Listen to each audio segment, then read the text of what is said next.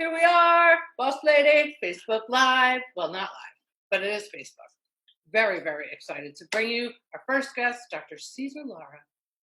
Everybody knows Dr. Cesar Lara in Tampa Bay, but we just had a really great, relaxed conversation. We answered some questions from our community. We encourage you to ask more. I want you to follow him at Cesar Lara MD on Facebook, on Instagram. Engage. Let us know how we can be of service to this community, because that's what this show is all about. We're all going to make it through together during this temporary new normal. Thank you for watching. And welcome to the Dr. Whisperer Show. I'm so happy to be here with you.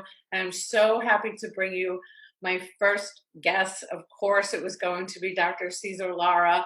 Who else would I pick?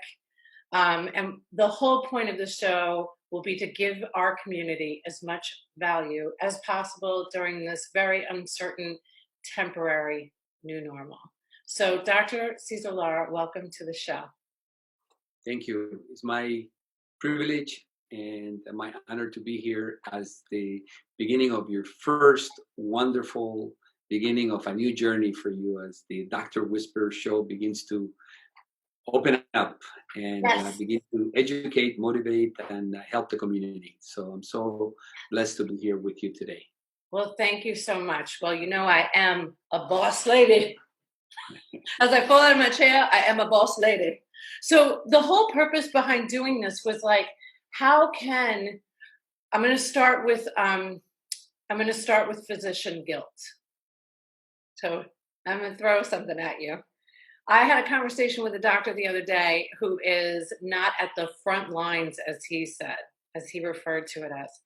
And I could see the sadness in his eyes of like, he had this physician guilt because he wasn't going to the ER and he wasn't doing primary care, but he was providing a great value, such as you are, because you are offering telehealth and you're doing weight loss and age management in your practice and preventative medicine. So I want to first start off, I want to just jump right into it. And I want to ask you if, number one, if you have felt any physician guilt, because this is a strange thing right now, because I don't see it as that at all. I think the fact that I can not go to the doctor's office right now and do a telehealth, but still maintain my health, whether that be through a dermatologist, or if I wanted to keep up with my weight loss program, or if I wanted to have telehealth consult or teledentistry consult, because something I want to do, because this is going to pass. Yes. So can you just speak on that for a moment? Have you felt any physician guilt? I personally cannot identify with that feeling. Good. Because I genuinely feel that I am doing exactly what I'm called to do. Right now, I am present with my patients. I am present for the community. Yes, there's a definite need for those colleagues of mine to continue to work the ER, to do the 20-hour shifts or 16-hour shifts, and the nurses and the people that are cleaning the hospital and the people that are parking the vehicles. I mean, in other words, there's definitely a dire need for that. But there's also a dire need for someone and some of us to begin to bring attention to the fact that there are other ways that we can actually begin to combat the scariness of the COVID-19. And that has to do with being able to not just run away from it, but optimizing our body so that it can be the healthiest that it could be. If right now you look at the statistics, it is those individuals that are immunosuppressed, that have a lot more dysfunctional type of diagnoses, and obesity is one of the primary diagnoses that is an inflammatory condition. So I feel that this is the reason why I do the work that I do.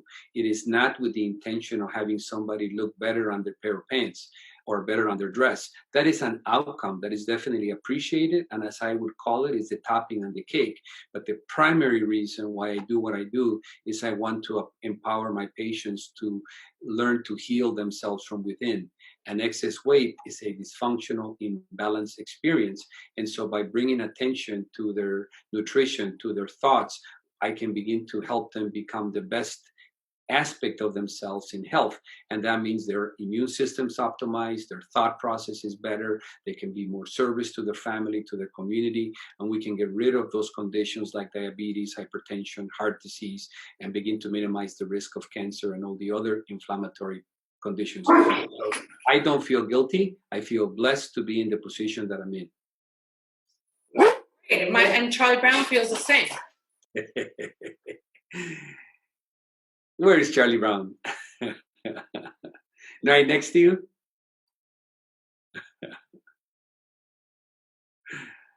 Charlie Brown right now is excited because obviously the man that he adores the most is coming home for his lunch break. Another essential employee, which is our UPS man. So, and this is the reality that we're living in. So I want to talk to you about, this is the first time, and I've known you a very long time. This is the first time I have seen you in scrubs.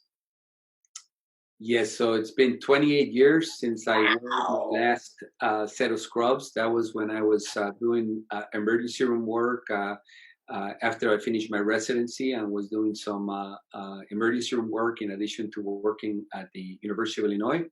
And then when I came and started my private practice, I started with a tie every day and a little jacket and kind of started moving in that direction. But nowadays, with the circumstances, it really I was called to it because I need to be able to come home, disrobe myself, be able to put this in the washer right away, and be able to get a clean one in the morning. And I cannot afford to continue to wear a pair of pants once. That's a dry cleaning pair of pants. I normally wear my pants 2 or 3 different times. That I kind of have a system so that I don't appear that I'm wearing the same things every day. But at the same time, give some balance to the economy, and also I don't want to just waste things. And so this allows me to be able to serve my patients and also decrease the risk factors associated with what I'm doing when I come home to my family.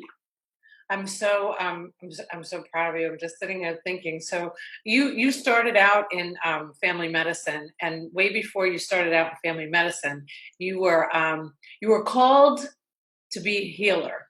So even putting out this show, I didn't want to call out to doctors. I wanted to call out to the healers of our community, from Tampa Bay to New York to Chicago to wherever, because this is a global pandemic that we're going through. So that means that there's no more like it's just us, it's just China, it's just Italy, it's just Tampa, it's just Pinellas, it's all of us in this together.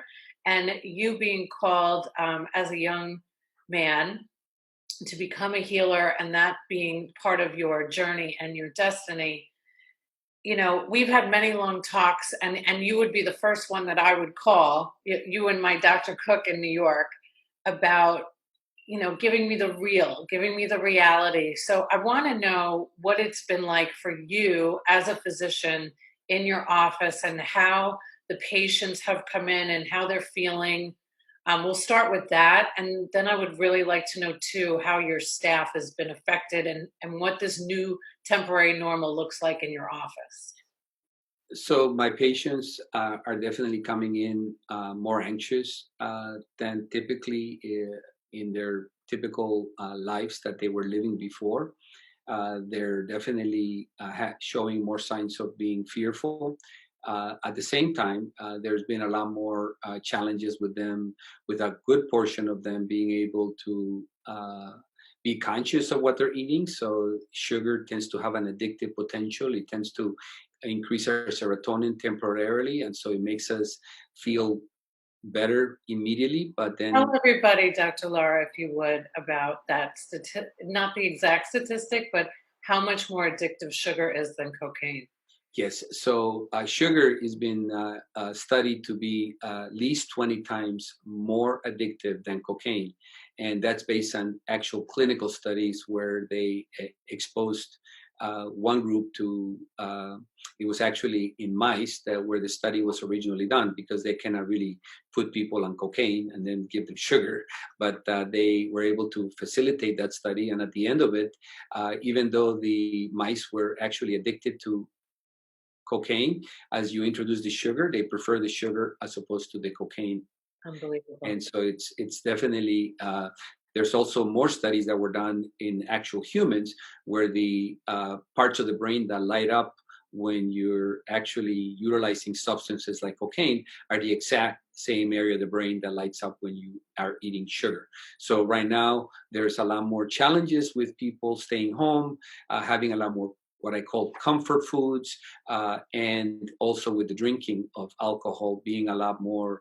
I mean, sometimes you see some funnies out there in some videos where people are having for breakfast, they're having their first glass of wine. And so there's definitely a lot more possibility of that. And so trying to just educate and make patients conscious that this is the time that we really need to spend healing ourselves. And then there's also other patients that are actually saying, look, I'm not going out to dinner. I'm actually only buying the things that I need. I'm spending a lot more time reading books and listening to things that are important to me. I'm going out for walks 3-4 times a day. So there's this other part that appears to be transitioning more effectively. And it's important to point out that alcohol is actually a depressant. So for people to be consuming more alcohol during this time, I had just heard I was actually interviewing a doctor the other day, and he said that, of course it's such a difficult time for all of us, and we all know that we've had wonderful time to connect with people, at least through Zoom, um, through just spending time with our family, maybe doing board games. You hear a lot of that really great thing. And he said, well, I've been doing a lot. Well, he said, I've been invited to a lot, actually, is what he said, of virtual um, happy hours. And, because I don't drink, I haven't drank in 25 years, I'm sober. I didn't even get it. I was like, oh, yeah, that sounds like fun. And then I was like, oh, well, he means alcohol. And then that is a real thing. I've seen a lot of happy hour invites, and I do. I think it's great. I think that people should, entertain themselves and have a drink here and there. But I also think it's important because this can be really, really tough to go down that avenue of drinking a lot of alcohol or consuming a lot of sugar right now. Isn't a great idea. And I've seen the memes too of like pre-COVID-19 to post. They're funny, and I think it's funny too. I've done the same. I had ice cream last night, and it's not a So typical. I think ultimately what we're really looking is to create a balance. And so there's no such thing as you can never have ice cream, you can never have a piece of pizza. Actually, on Friday night, I think when I was talking to you, I said I'm picking up a thin crust pizza, Yeah, I was so happy to hear that. bringing it home. And so there's nothing wrong with being able to appreciate all the abundance of all the options that we have. But when it comes down to our health, we really need to be very consistent at least 80% of the time. And that's usually what I teach in my practice, that intention is to eventually be able to be very consistent 80% of the time and give yourself the liberty to eat your daughter's cookies and be able to appreciate a piece of pizza with your family, be able to appreciate all the other aspects of it. But it's when we start eating that every day, or we start having ice cream every day, that then it begins to become a habit that is non-sustainable from the perspective of our health. Sure. And then, of course, wanting to discuss how important it is right now to move. I learned many, many years ago, one of the best things I ever heard was move a muscle, change a thought. So exercise is very important in my life. I know it's very important in your life. For all of you that don't know this, Dr. Cesar Lara has run the Chicago Marathon every year for the last 10 years. And you ran your 10th Chicago Marathon on my birthday, October 13th. So thank you for hosting it on my birthday, Chicago. And for your being your 10th, it was so special. You were running and you sent this great video. I saw it on social media on your page recently, and it was such a wonderful moment. And of course, I love that you don't just you speak what's in your heart. You talk the talk, you walk the walk, talk and end at the same token. I've already been told this once before that I was a little annoying with the whole, like, you gotta exercise and meditate. And so I have a little, empathy, but it's so important for me, not just for my physical health, but for my mental health, to move your body. So if you could speak to maybe just some tips for the community of things that they can do, things that you put in your life so you can maintain not just your mental health, but your physical health through this temporary new normal. So what I do, as I was sharing with you the other day, is as soon as I wake up, I get myself into a gratitude mode. So I begin to go through 5, 10 minutes of bringing gratitude into my field, appreciating the fact that I'm breathing one more day, that I have a roof over my head, that I'm living in this amazing place, and that I have toes, that I have arms, and I can go on and on. And it just bringing attention to the fact that I'm alive. So that's usually my initial wake up. Then, as far as exercise, I think if people love to walk, this is a perfect time to do the walking. We're still able to exercise outside according to the recommendations. And so go outside, especially if you live in Florida. Take a walk outside, begin to look at the trees. I mean, there's so many birds singing now. We're talking about the butterflies. And if you're feeling a little daring, go right next to a tree and hug a tree once in a while. It's really an amazing grounding experience that you can really begin to close your eyes and become one with that tree, begin to feel where the roots are going, and begin to imagine what's on top of that of those branches, and begin to feel that you're being gifted with this beautiful spiritual aspect of a tree. And so I that is part of my general makeup. I love to run, so for me jogging helps connect me with nature. I don't usually listen to music or to talk shows. I generally try to connect with what's around me, and try to connect with the birds, and try to see what the sky is showing me. I definitely feel that a little bit of weight training is helpful. So right now it's a little bit difficult because you cannot go to gyms. So if you have a little bit of weights at home, it's good to do them. And then stretching. Stretching is really essential, because if we don't stretch, that means that things get stagnated. So it's important that we stretch. If we can practice a little bit of yoga by watching some videos or having some intuitive understanding of that. So that's generally my routine. What I practice on a daily basis is some running, a little bit of walking, doing a little bit of yoga, and doing a little bit of weight training. That's generally my routine to keep myself physically. But my patients, if they love to dance, dance. If they love to bike, bike. If they love to climb trees, climb trees. The idea is to be active and find something that you like. And it really is not just helping our physical body become activated and become synchronized, but it's really helping our mind. And don't forget to breathe, because the breathing is probably the most important thing. As a matter of fact, I think in terms of my, Let's take a breath right now. Take a yes.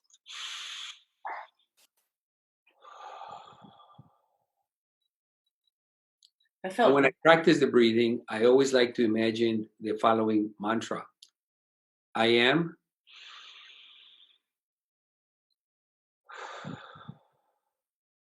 my breath. And begin to say, I am. And then as you exhale, my breath, and begin to synchronize that.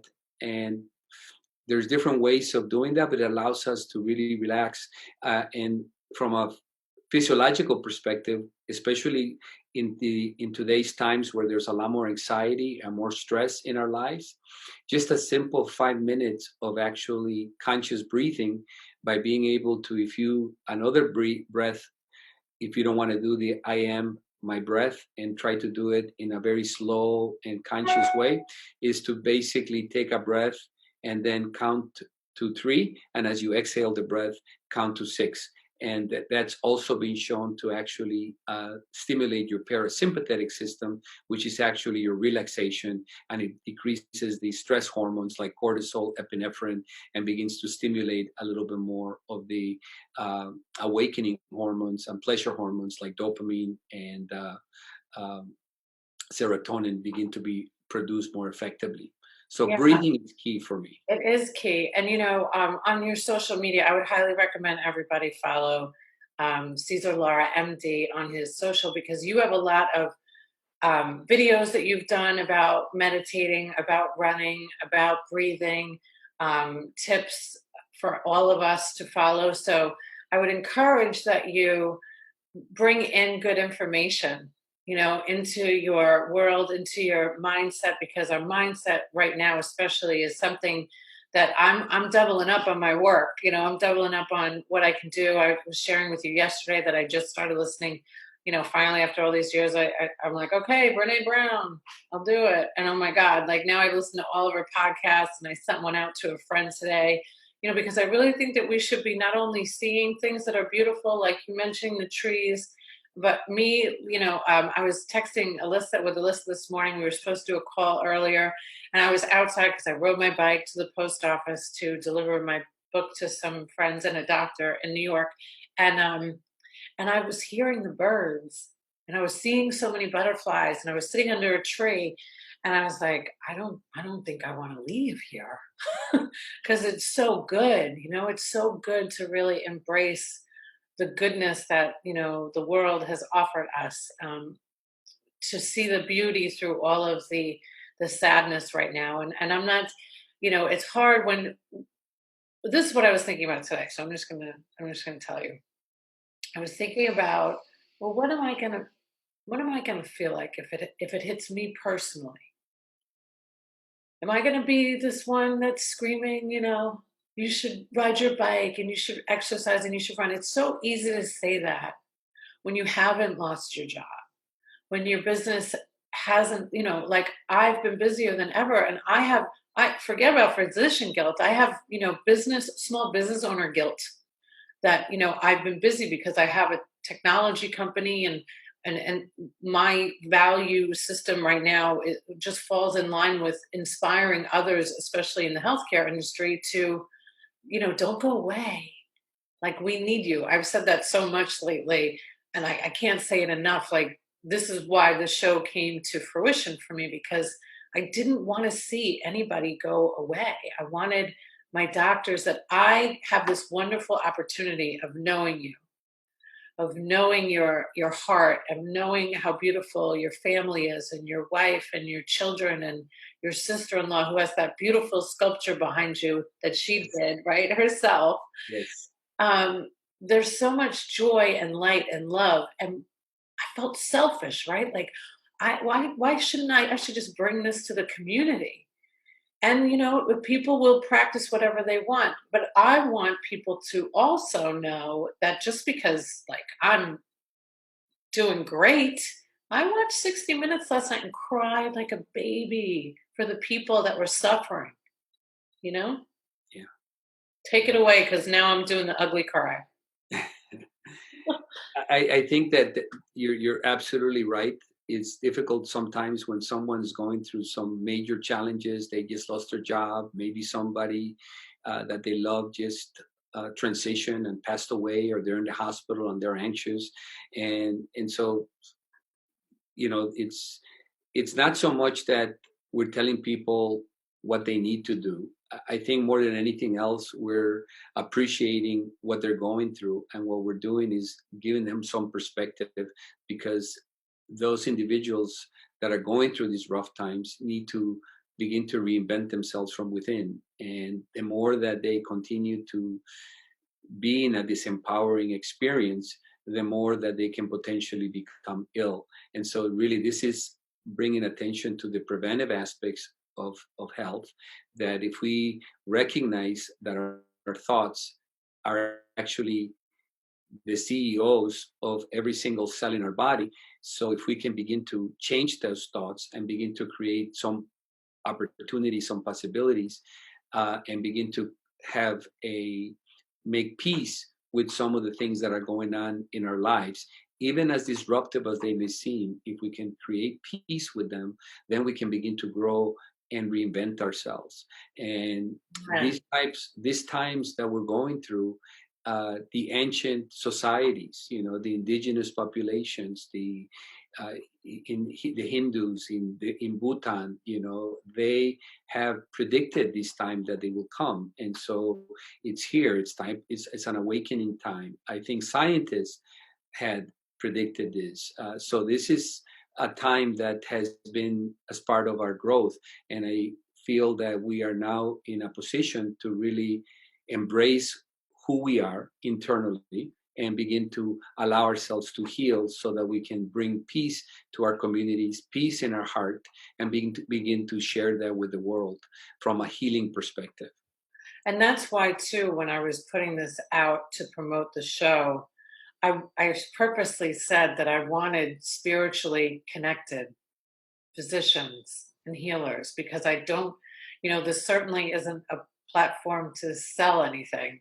This is to give to our community for, all of the things that we can offer being in this healthcare industry. We can maybe give them some good tips or advice on things you can listen to or podcasts and just simple things to help everybody through. I mean, listen, look at what the music industry is doing. How great is it to see these concerts being performed from people's homes and bringing music and love and light to the world. So this is just another avenue of the same. So before, because we're keeping the show to a half hour, like good luck, Sharon Fekete, with trying to stick to an hour, because I can talk all day to you, but I know that you have to see patients and you have a business to run. But I did get some questions from the audience, and I hope everybody knows that they can send in whatever questions that they want, because so many questions are out there right now. One of the questions I have is from a doctor, actually. I will start with first. One of my favorite doctors, Tampa Bay concierge, Dr. Khalid Saeed. So he wanted to know about any financial suggestions that you may have for small healthcare businesses, because that is really a big part of what's happening right now, not just with private practices are going through something entirely different. Hospitals are overcrowded and ERs are overcrowded. And then there's the private guys and gals that right now are looking for some assistance. So why don't you let your people know what you've been doing yourself and what you've heard? So my practice is a private practice, and we have approximately 20 employees, including myself, in terms of the size of the company. And definitely, like everybody else, I mean, the dentist, my colleagues, the dentists, they've been closed for 3 weeks. There's been no income whatsoever. A lot of my orthopedic surgeons, other than an acute fracture that has to be fixed right now, they are not doing any knee replacements that can wait another couple of months. And so a significant amount of their revenue has significantly decreased, even though they still need to have enough money to pay their employees or to do whatever they need to do. So from the perspective of what I've come to understand is that there's been a significant amount of financial packages that Congress passed, and today is the actual first day that those applications are available. And so there's definitely loans available that can help us through these times, and some of those loans can be turned into grants, especially the one that is starting today that you can do through your bank. That's one possibility, and there's also a possibility of being able to get access to some loans from the state. They have some funds as well.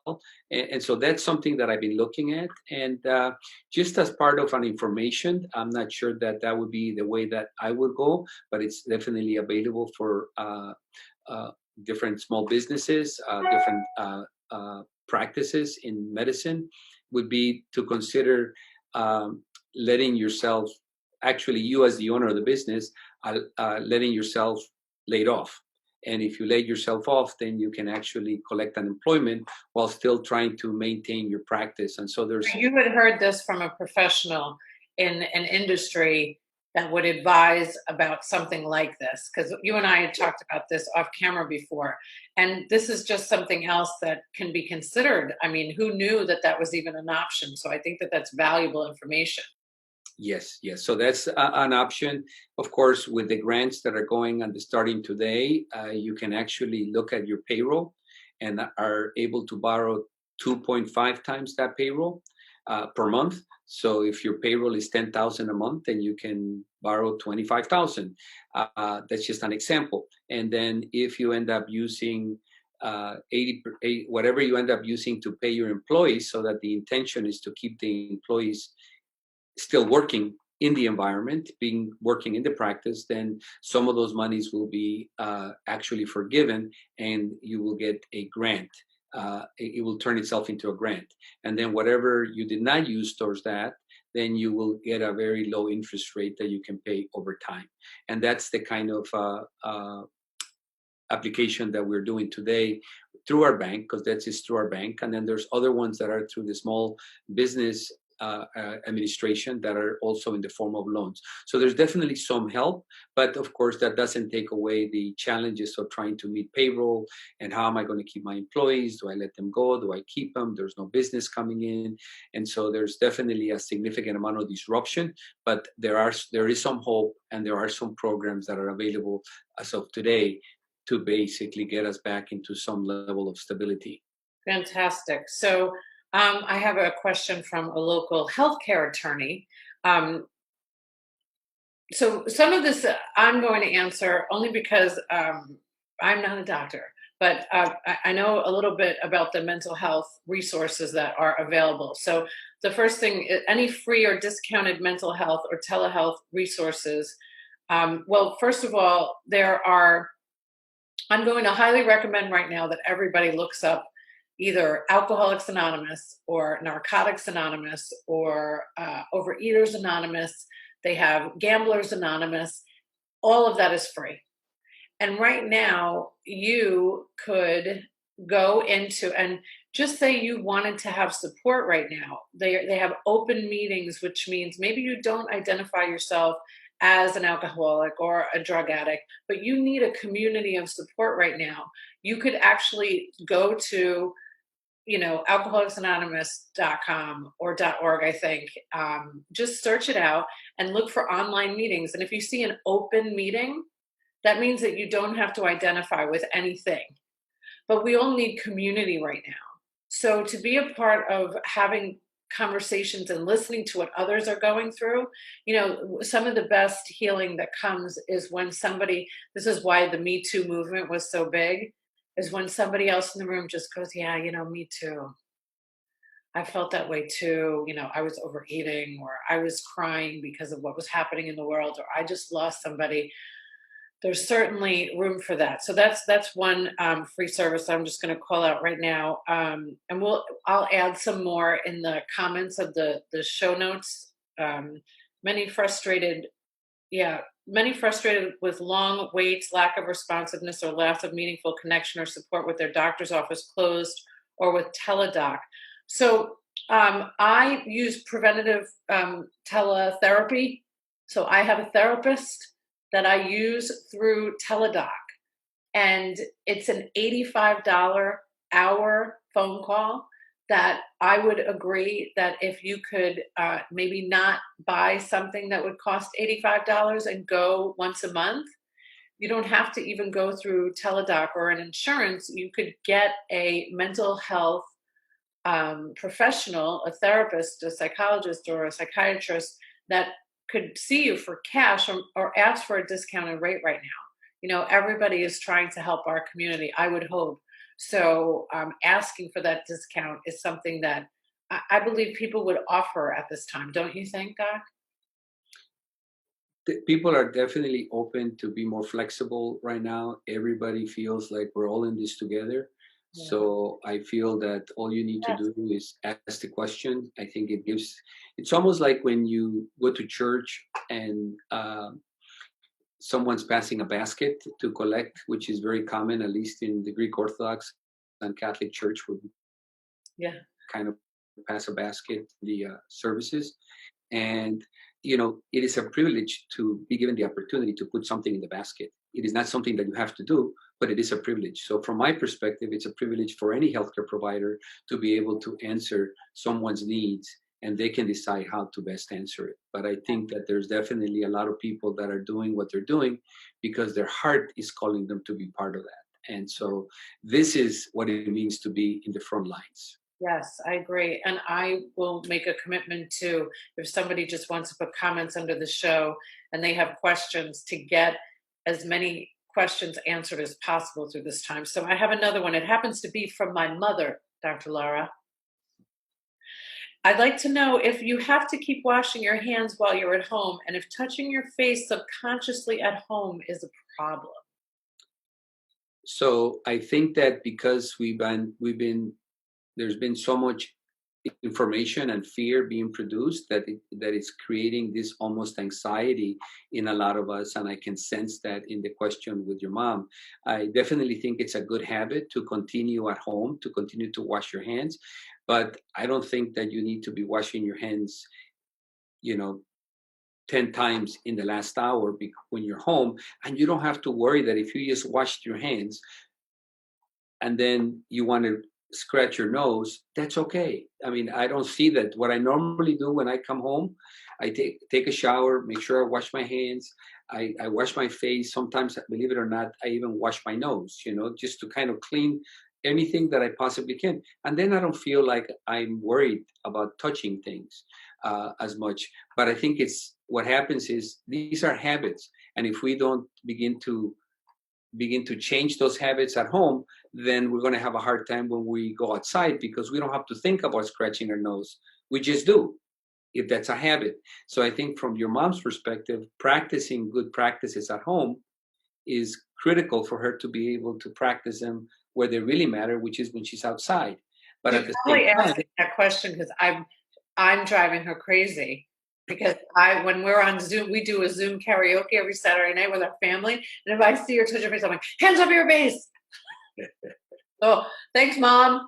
All right, I have one more, and then we're going to wrap it up because I want to try to stay committed to this time frame. Let's talk about our immune system. There's been a few questions just about this, about how important it is to stay calm and have the least amount of stress as possible, because that is what is going to hinder our immune system. So can you speak on that for just a moment? yes. So the immune system gets affected wherever we are under stress, or we're feeling significant emotion, especially dysfunctional emotion. That creates a lot of stress.